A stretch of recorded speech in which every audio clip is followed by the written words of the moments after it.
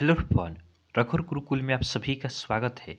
आज की क्लास में हम लोग बिहार बीपीएस टीआरई 3.2 जो कि आपका मार्च में होने वाला है, इससे रिलेटेड टॉप 20 एनसीईआरटी साइंस के क्वेश्चंस का डिस्कशन करेंगे। तो आप क्लास को अंत तक देखें और वीडियो पसंद है तो चैनल को सब्सक्राइब जरूर करें ताकि आगे आने वाले क्लास का नोटिफिकेशन आपको मिलता रहे। तो चलिए आज का क्लास हम स्टार्ट करते हैं। हमारा फर्स्ट क्वेश्चन है, पीएच स्केल किसके द्वारा बनाया गया। हमें बताना है कि पीएच स्केल जो है यह किसके द्वारा बनाया गया। तो यह आपका सोरेनसन द्वारा बनाया जाता है। किसके द्वारा बनाया जाता है? तो पीएच स्केल यह आपका सोरेनसन द्वारा बनाया जाता है। अब देखिए, बात करें हम पीएच स्केल की तो इसका रेंज कितना होता है। तो पीएच स्केल इसका रेंज आपका होता है 0 से लेकर 14 तक होता है। उसके बाद हम बात करें 0 से लेकर 6 तक, यह आपका अम्लीय होता है। क्या होता है? यह आपका अम्लीय होता है।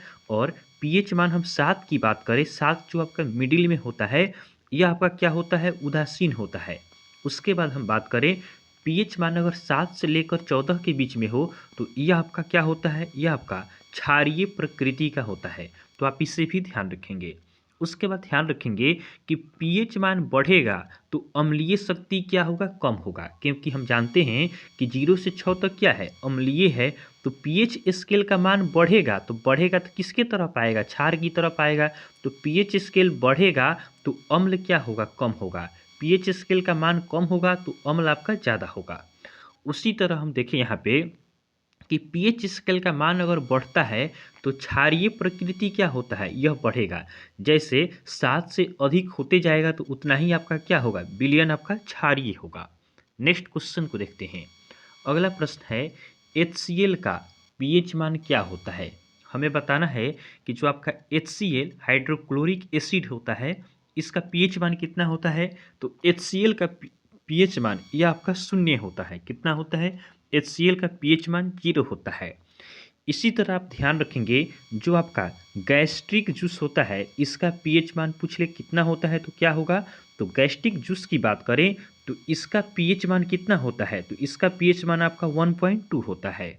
वहीं हम देखें कि अगर दांत क्या होता है, दांत कब झड़ता है। तो अगर पीएच मान क्या होगा? पीएच मान अगर 5.5 से क्या होता है? कम होता है। 5.5 से क्या होता है? कम होता है। तो क्या होगा? इस स्थिति में आपका दांत क्या होता है? गिरने लगता है। उसके बाद हम देखें जो आपका अम्लीय वर्षा होता है, अम्लीय वर्षा का पीएच मान पूछ ले तो कितना होगा। तो अम्लीय वर्षा की बात करें तो इसका पीएच मान आपका होता है 5.6 से आपका कम होता है, या इसके बराबर भी आपका हो सकता है। तो इसका मिनिमम हम रेंज याद रखते हैं कहाँ से कहाँ तक। तो 5 से लेकर 5.5 या 6 तक हम इसको याद रखते हैं। अम्लीय वर्षा का पीएच मान होता है। वहीं बात करें हम आसुत जल की, तो जो आपका आसुत जल होता है इसका पीएच मान कितना होता है। तो आसुत जल इसका पीएच मान आपका 7 होता है। वहीं आपसे पूछ ले कि जो ब्लड होता है इसका पीएच मान कितना होगा। तो ब्लड अर्थात खून की क्या होता है? पीएच मान इसका 7.4 होता है। देखिए इसका 7.4 है तो 7 से अधिक है तो खून की प्रकृति क्या होगी। तो खून आपका क्षारीय प्रकृति का होता है। इसे आप ध्यान रखेंगे। नेक्स्ट क्वेश्चन को देखते हैं। अगला प्रश्न है, अम्ल जल में घुलकर कौन सा आयन मुक्त करता है। अम्ल जो होता है जल में घुलेगा तो कौन सा आयन मुक्त करेगा। तो अम्ल जो होता है यह जल में घुलकर आपका H+ आयन मुक्त करता है। कौन सा आयन देता है। तो अम्ल जल में घुलकर H+ आयन मुक्त करता है। जैसे एग्जाम्पल हम लेते हैं आपका HCl का। HCl को हम क्या करें, एक्वस अर्थात इसका विलयन बनाए जल में तो क्या मिलेगा? H+ मिलता है और आपका Cl- मिलता है। तो जो आपका अम्ल होता है यह जल में घुलकर क्या देता है। तो H+ आयन देता है। और ध्यान रखेंगे अम्ल जो होता है इसका स्वाद कैसा होता है। तो अम्ल आपका स्वाद में आपका क्या होता है? खट्टा होता है। अम्ल जो होगा स्वाद में खट्टा होगा। अम्ल क्या करता है? अम्ल आपका नीले लिटमस को किस में चेंज करता है। अम्ल जो होता है यह नीले लिटमस को चेंज कर देता है किसमें? लाल लिटमस में आपका चेंज करता है। तो आप इसे भी ध्यान रखेंगे। और अम्ल की जो प्रकृति होती है यह आपका संक्षारणीय होती है अर्थात कोरिसिव होता है। तो आप इसे भी ध्यान रखेंगे। अगला प्रश्न है, अम्ल धातुओं के कार्बोनेट के साथ अभिक्रिया कर क्या उत्पाद बनाता है। अम्ल जो होता है यह धातु के कार्बोनेट के साथ अभिक्रिया कर क्या उत्पाद बनाता है? तो यह आपका बनाता है मेटल साल्ट बनाता है। क्या बनाता है? यह आपका धातु लवण बनाता है। उसके बाद बात करें तो इसके साथ साथ यह आपका बनाता है कार्बन डाइऑक्साइड और क्या रिलीज करता है? और आपका जल रिलीज करता है। जैसे एक एग्जाम्पल लें, जैसे HCl आपका हो गया, यह आपका अम्ल हो गया, और यह आपका अगर रिएक्शन करता है किसके साथ? धातु के कार्बोनेट के साथ, अर्थात यहाँ पे हम रिएक्शन कराते हैं NaHCO3 से, तो क्या बनेगा? तो यहाँ पे बनेगा मेटल साल्ट। मेटल साल्ट अर्थात यहाँ पे बनता है आपका NaCl बनेगा और CO2 प्लस H2O बनता है। तो अम्ल जो होगा धातु के कार्बोनेट के साथ अभिक्रिया करके मेटल साल्ट बनाएगा, कार्बन डाइऑक्साइड और वाटर बनाता है।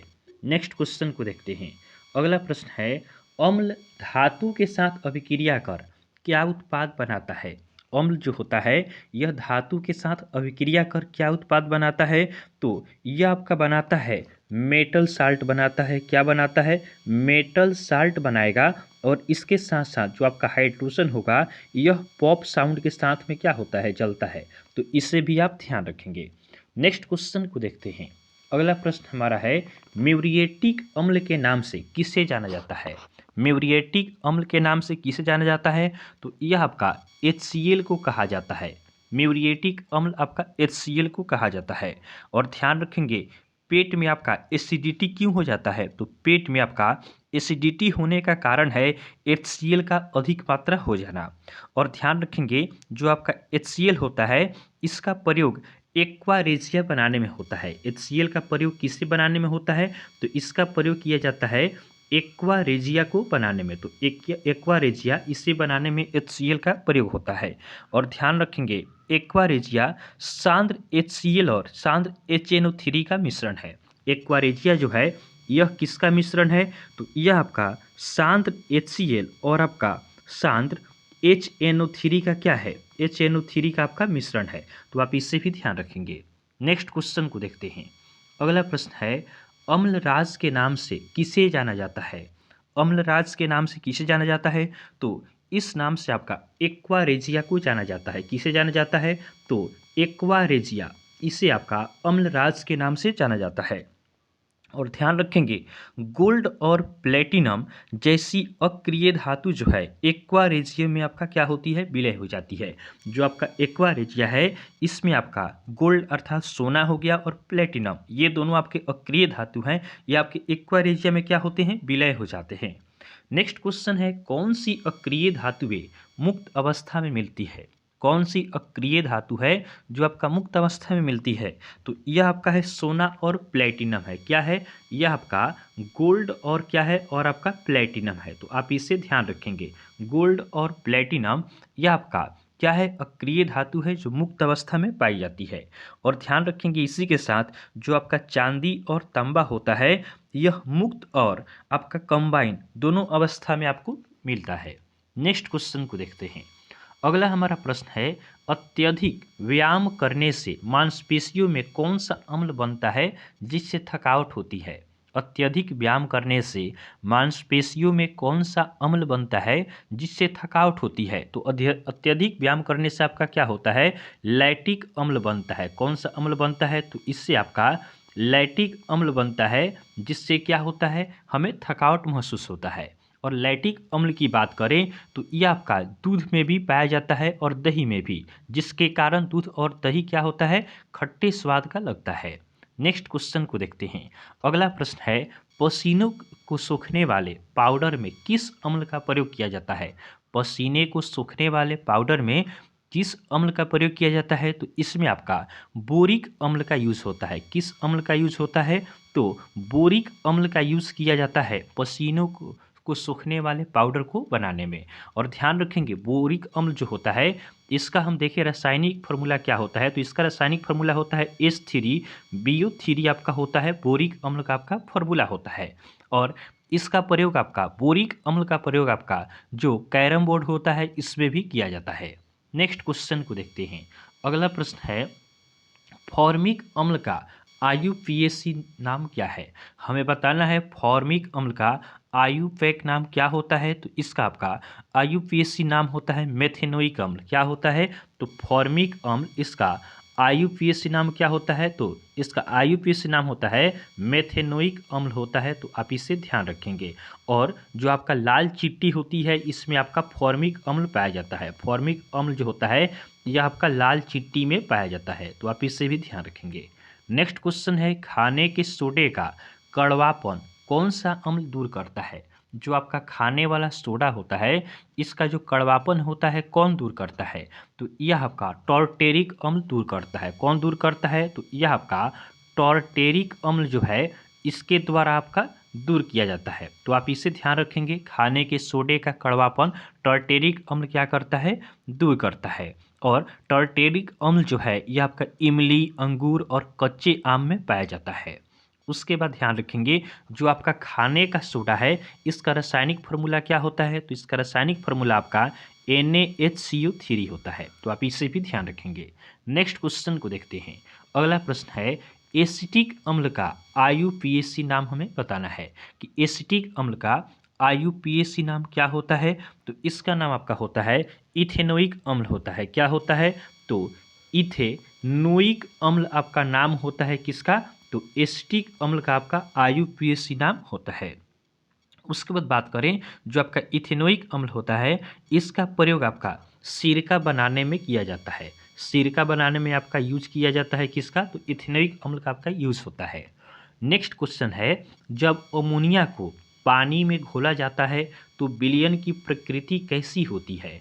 जब अमोनिया को आपका पानी में घोला जाएगा तो विलयन का प्रकृति क्या होगा? तो देखिए, इसका प्रकृति आपका क्षारीय होता है। कौन सा प्रकृति होगा? क्षारीय प्रकृति होगा। जैसे देखिए, NH3 अमोनिया हो गया, इसको हम पानी में घोलते हैं तो आपका बन जाता है यहाँ पे NH4OH बनता है। तो यहाँ पे NH4 जो है इस पे प्लस आयन रहता है और OH माइनस पे क्या होता है? माइनस आयन रहता है OH पे। तो जो क्षार होते हैं ये जल में घुलकर क्या देते हैं? OH माइनस आपका आयन देते हैं। तो जब अमोनिया को पानी में घोला जाएगा तो विलयन की प्रकृति क्षारीय होगी। नेक्स्ट क्वेश्चन को देखते हैं। अगला प्रश्न है, क्षार जल में घुलकर कौन सा आयन मुक्त करता है? जो आपका क्षार होता है यह जल में घुलकर कौन सा आयन मुक्त करता है? तो क्षार जो होता है यह जल में घुलेगा तो यह आपका OH माइनस जो होता है यह आयन क्या करता है? मुक्त करता है। जैसे एग्जाम्पल हम लेते हैं किसका? जैसे NaOH का हम एग्जाम्पल लेते हैं। इसे हम जल में घुलाएंगे तो आपका मिलेगा Na प्लस और आपका OH माइनस क्या होगा? इससे आपका मुक्त करेगा। तो क्षार होता है यह जल में घुलकर OH माइनस आयन क्या करता है? मुक्त करता है। और आपसे पूछा जाए कि क्षार का स्वाद क्या होता है? जो क्षार होता है इसका स्वाद जो है यह आपका कड़वा होता है और क्षार को हम छूते हैं तो चिकना लगता है। और ध्यान रखेंगे, यह जो क्षार होता है यह क्या करता है? यह आपका लाल लिटमस को चेंज करता है किसमें? तो यह आपका लाल लिटमस को नीले लिटमस में आपका चेंज करता है। तो आप इसे भी ध्यान रखेंगे। अगला प्रश्न है, मिट्टी के क्षारीयपन को कौन दूर करता है? मिट्टी का जो आपका क्षारीयपन होता है इसे दूर करने का काम कौन करता है? तो इसे आपका जिप्सम दूर करता है। क्या दूर करता है? तो मिट्टी के क्षारीयपन को जिप्सम द्वारा दूर किया जाता है।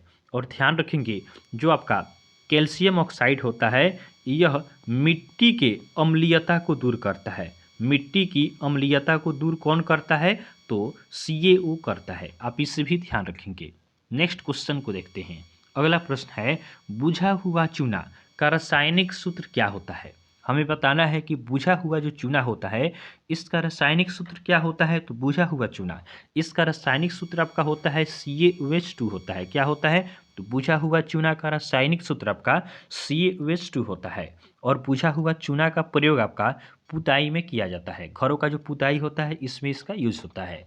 नेक्स्ट क्वेश्चन है, उच्च वसाओं के सोडियम और पोटेशियम लवणों को क्या कहते हैं? उच्च वसाओं के सोडियम और पोटेशियम लवण को क्या कहा जाता है? तो इसे हम साबुन कहते हैं। क्या कहते हैं? तो उच्च वसाओं के सोडियम और पोटेशियम लवण को साबुन कहा जाता है। वहीं ध्यान रखेंगे, जो आपका सल्फोनिक अम्लों के सोडियम और पोटेशियम लवण होते हैं इसे अपमार्जक कहा जाता है। अपमार्जक का भी ध्यान रखेंगे कि सल्फोनिक अम्लों के सोडियम और पोटेशियम लवणों को क्या कहते हैं, अपमार्जक कहते हैं। नेक्स्ट क्वेश्चन को देखते हैं। अगला प्रश्न है, जल के हिमांक को कम करने का काम कौन करता है? जल का जो हिमांक होता है इसे कम करने का काम कौन करता है? तो इसे कम करने का काम आपका NaCl करता है, अर्थात सोडियम क्लोराइड करता है। और ध्यान रखेंगे NaCl जो होता है इसका प्रयोग कहाँ होता है? तो NaCl आपका टूथपेस्ट में पाया जाता है, और जो पसीना आता है इसमें भी आपका NaCl पाया जाता है।